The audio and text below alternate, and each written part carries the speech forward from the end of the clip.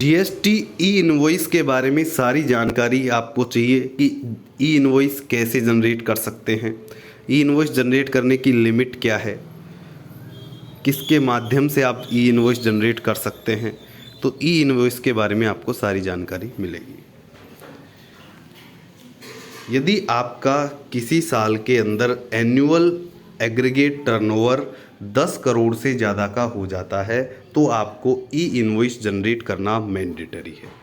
ये कब से विद इफेक्टिव होगा? 1 अक्टूबर 2022 से।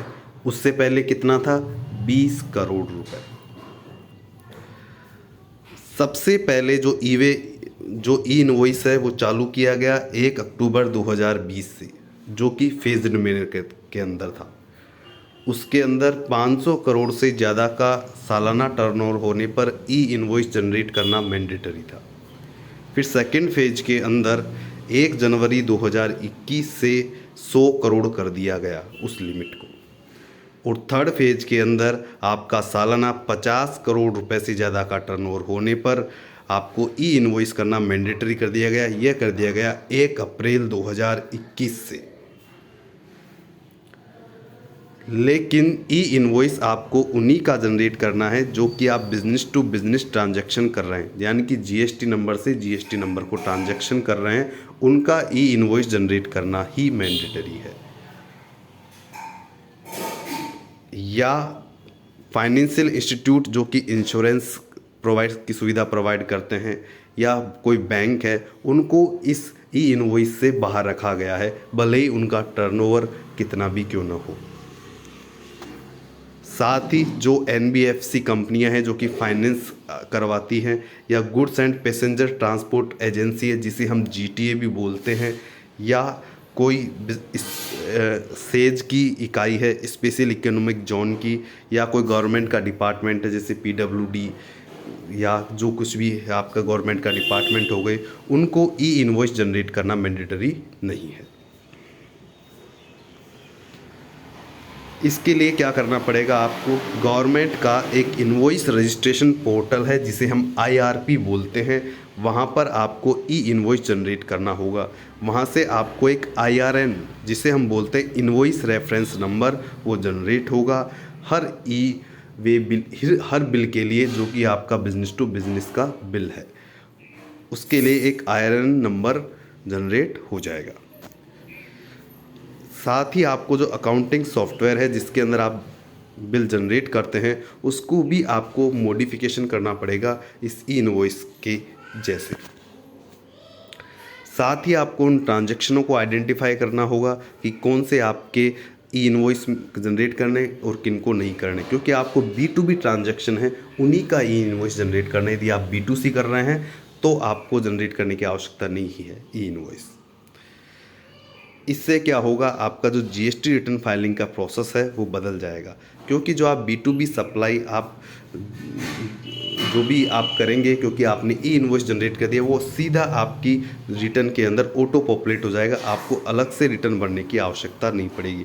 आपको सिर्फ B2C ट्रांजैक्शन जो कि कस्टमर को जिसके पास जीएसटी नंबर नहीं है, उसको आपने यदि कोई सप्लाई करी है तो उसको आपको मैन्युअली अपडेट करना होगा।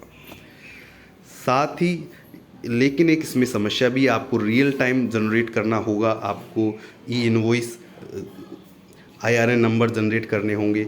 अब जो रिटेलर होगा, जो आपका जो कस्टमर होगा, वो आपको उसके पास इतना टाइम नहीं होगा, उसको वेट करवाना पड़ेगा, क्योंकि जब तक ई इनवॉइस जनरेट नहीं होगा तब तक आप उसको बिल नहीं दे सकते, उसको माल की डिलीवरी नहीं कर सकते।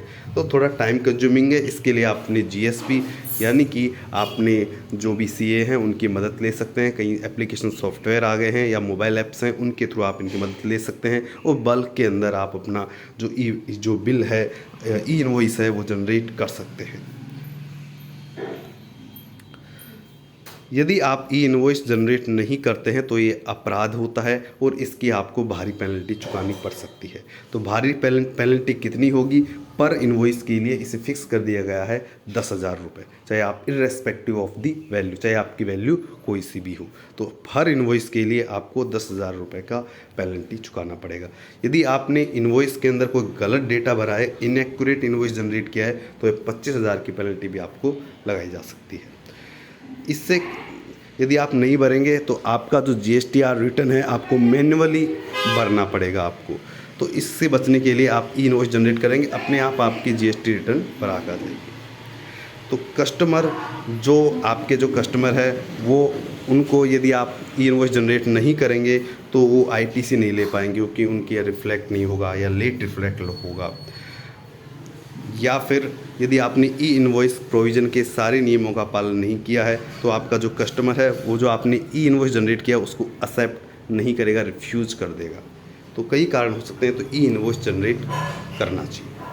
आप कैसे जनरेट कर सकते हैं? आप API बेस्ड कर सकते हैं। अब API बेस्ड कैसे होता है कि API क्या होता है कि आप थर्ड पार्टी को जो भी सॉफ्टवेयर प्रोवाइड करती है उनके थ्रू आप कीजिए, वो डायरेक्ट आपके जो IRP यानी कि जहाँ से आपका जो GST का सॉफ्टवेयर जहाँ से इनवॉइस जनरेट होनी है वहाँ पर आपको इंटरेक्ट कर देगा। एक तरह से आपके गेटवे का काम करेगा, मिडिएटरी का काम करेगा, ठीक है। जैसे आप फ़ोनपे वगैरह होते हैं उस तरीके से, आपका बैंक से नहीं, आप सीधे फ़ोनपे से ट्रांजैक्शन करते हैं, वैसे ही आपका जो सॉफ्टवेयर होगा वो आपके लिए काम करेगा। आपको अलग से जाकर के उस वेबसाइट पर जाने की आवश्यकता नहीं हो पड़ेगी, IRP पोर्टल पर जाने की आवश्यकता नहीं पड़ेगी। आप बल्क में एक साथ कहीं जो इनवॉइस है वो जनरेट कर सकते हैं। दूसरा है वेब बेस्ड। यदि आपके कम होते हैं तो आप IRP की वेबसाइट पर आप जाइए, वहाँ पे अपने ई इनवॉइस जनरेट कर लीजिए। तीसरा ऑप्शन है मोबाइल एप्लीकेशन है, उससे भी आप ई इनवॉइस जनरेट कर सकते हैं। आपके मान लीजिए बहुत कम होते हैं, आप SMS के थ्रू भी आप ई इनवॉइस जनरेट कर सकते हैं। आप GSP बेस्ड भी कर सकते हैं, यानी कि अपने जो CA हैं या GST सुविधा प्रोवाइडर हैं उनकी आप मदद ले सकते हैं। आप ऑफलाइन टूल भी है कि आप अपने IRP पोर्टल पर जाइए, वहाँ पर एक स्प्रेडशीट यानी कि एक एक्सेल सीट होगी, वो डाउनलोड कीजिए, उसके अंदर अपनी डिटेल भरिए और फिर इसको अपलोड कीजिए। ये पूरा प्रोसेस हमने ई इनवॉइस के बारे में बताया। फिर भी यदि कोई आपकी समस्या हो तो आप हमें कमेंट करके ज़रूर बताएं। Thank you.